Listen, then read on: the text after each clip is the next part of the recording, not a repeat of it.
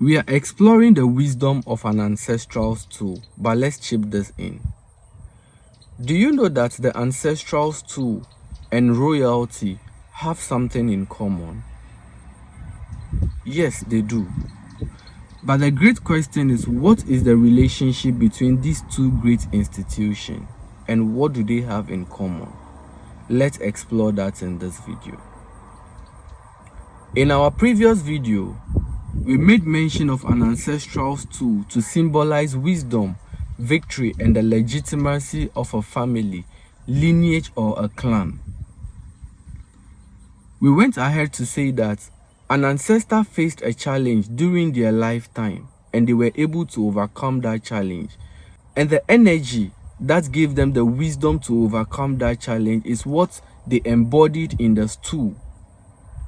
So we went ahead to say that whoever honors the ancestral stool is bound to receive that wisdom, hence would be able to overcome their challenges. Now, we also spoke about two types of ancestral stool, which are the apatheji, and that one is war related, and the hoji, that is financially related. Now, talking about kinship. In a typical African traditional settings, kinship is not just about the throne or the crown. It is not about dominance, but it is more about service to humanity and the ability to protect, guide, and lead your kingdom. In a typical African setting, kinship or every royal family do gain their power from the ancestral stool. That is why before a king becomes a king, he has to be installed. And this installment is a ritual that is performed to put the king in that position. Kings usually represent that bridge between the ancestors and the living.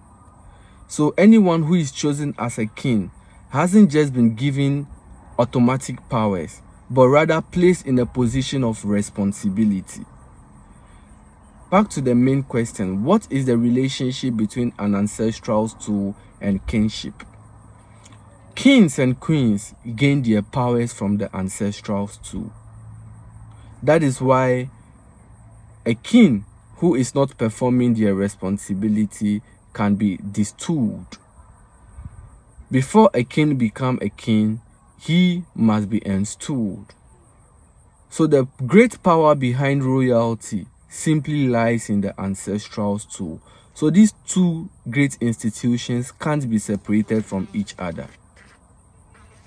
Thank you all for your time and your attention. I would be dropping more videos explaining African tradition and Afa into details. Stay tuned for more. Bye for now.